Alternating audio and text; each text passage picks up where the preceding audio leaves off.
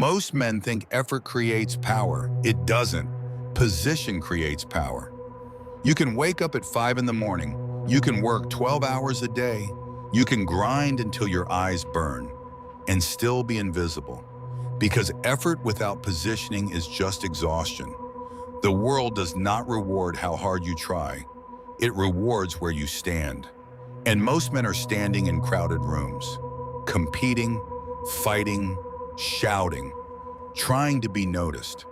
The 10-year move is not about working harder. It is about placing yourself where time works for you. That is the difference. Most people are trying to win this week. A few are positioning to win the decade, and those few eventually own the room. Let me tell you something uncomfortable. Effort is cheap.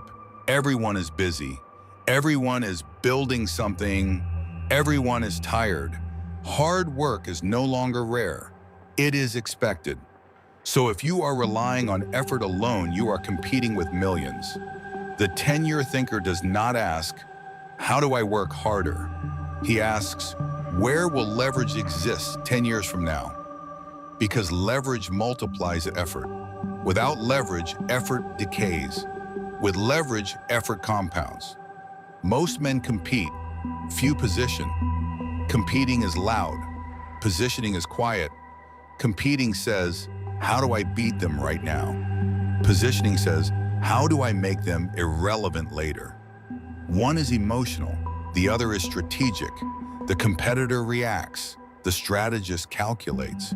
The competitor wants validation. The strategist wants inevitability. And inevitability is terrifying. Because when someone becomes inevitable, you cannot ignore them. You cannot bypass them. You cannot outwork them. You can only accept their presence. That is the 10-year move. Now understand this clearly. Positioning happens in 3 dimensions: skill, network, perception. If you miss one, your power collapses. Let's start with skill. Most men chase trends. They learn what is popular. They follow what is viral. They jump from opportunity to opportunity. But the 10-year thinker asks a different question. What skills will still matter when the noise dies down? Trends fade. Value remains. If you master something fundamental, strategy, communication, negotiation, leadership, capital allocation, those skills do not expire. They increase in value because while others chase novelty, you build depth. Depth is rare and rare is expensive. The 10-year move in skill is simple. Become top 5% in something timeless, not average, not decent, a top 5%. Because average competes, top tier chooses. Now the second dimension, network. This one makes people uncomfortable. Your ceiling is decided by proximity. You become the average of the standards around you.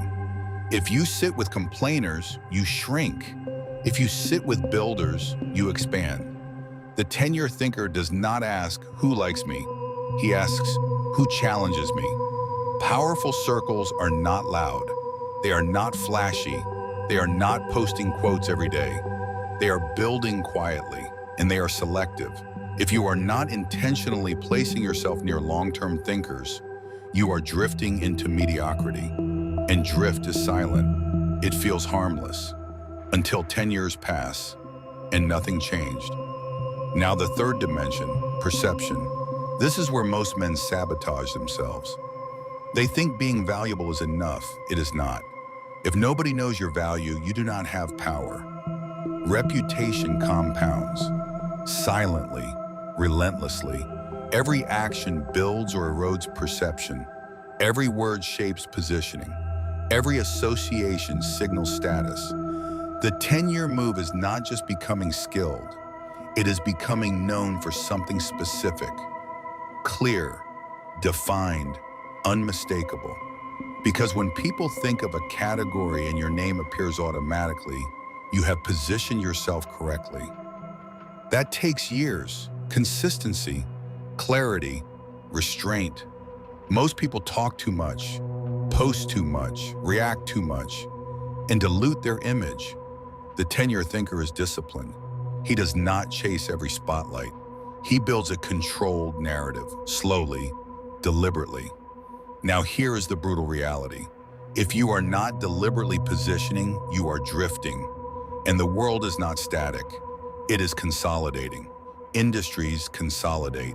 Attention consolidates. Money consolidates. Power consolidates. In 10 years, there will be fewer winners. But those winners will be larger than ever.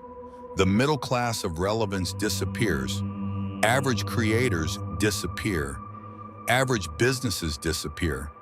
Average skills get automated. The question is not, will I survive? The question is, will I be needed? Because if you are not needed, you are replaceable. And if you are replaceable, you have no leverage. The 10-year move is about becoming difficult to replace, difficult to ignore, difficult to compete with. That requires sacrifice. You will say no to short-term applause. You will ignore distractions. You will let others look flashy while you look boring. You will build foundations while others chase fireworks. And it will feel unfair, because they will get attention faster. They will appear to win earlier. But 10 years is long, and most men do not think in 10-year frames. They think in weeks, in pay cycles, and quarterly goals. The strategist thinks in cycles of dominance. He asks, if I keep doing this for a decade, where will I stand? That question changes behavior. It changes decisions. It filters impulses. It forces patience. And patience is power, because the world is addicted to speed, reacting, posting, commenting, responding instantly. The 10-year thinker moves slower, but deeper. He studies before acting. He builds before announcing. He positions before attacking. And when he finally steps forward, it looks effortless, but it was engineered quietly over time. You do not need more motivation. You need direction. You do not need more hustle. You need leverage. You do not need more noise. You need position. So ask yourself honestly, if you continue exactly as you are for the next 10 years, where do you end up? Same income, same circle, same relevance? If that answer scares you, good. That means you are awake, because awareness is the beginning of positioning. The 10-year move starts with one decision. Stop reacting. Start placing. Place yourself in rooms that stretch you. Place yourself in skills that compound.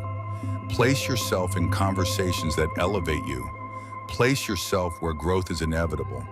Then stay there long enough for time to work in your favor. Most men think effort equals progress, but progress without direction is just motion. The 10-year thinker understands something simple. It is not about moving fast. It is about moving correctly, because correct movement, repeated long enough, becomes dominance. And dominance, once established, is very hard to reverse. Most men want quick respect. Few build permanent leverage. Most men want attention. Few build inevitability. 10 years from now, who will you be? Another man who worked hard? Or the man who positioned himself so precisely that ignoring him is no longer an option? That is the move, and it starts now. And understand something else. 10 years will pass anyway. You don't get to pause the clock. You don't get to negotiate with time. It is moving with you or without you. Most men waste years thinking they are early. They are not early. They are uncommitted. They say, I'm still figuring it out. No, you are avoiding a decision, because once you decide, you eliminate options. And elimination is scary. The 10-year move requires elimination. You cannot build leverage while chasing everything.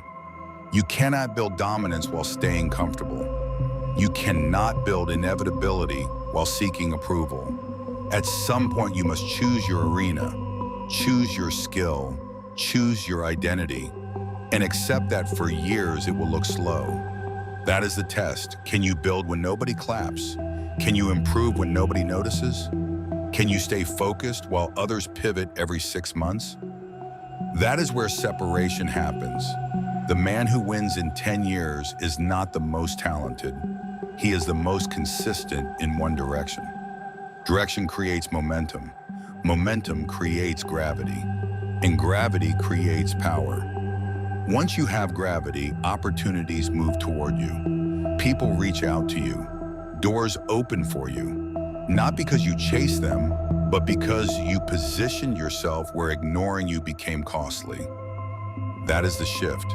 When your absence becomes noticeable, you have positioned correctly. Until then, you are optional. And optional men do not lead. They follow trends, they follow crowds, they follow instructions.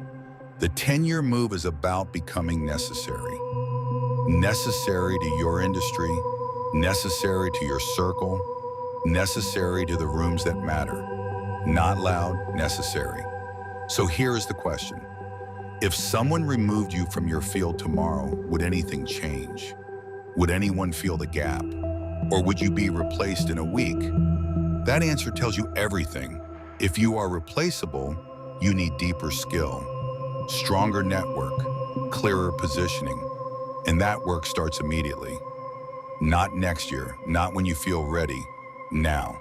Because in 10 years, the men who started today will look unstoppable. And the men who delayed will look confused. Time does not reward hesitation. It rewards alignment. So align your actions with the decade you want. Act like the man you expect to become. Build like the man who refuses to disappear. Position like the man who understands that power is not claimed. It is constructed, slowly, strategically, deliberately. 10 years from now, you will either be competing for attention or you will be commanding it. The difference is what you choose to build starting today. That is the 10-year move.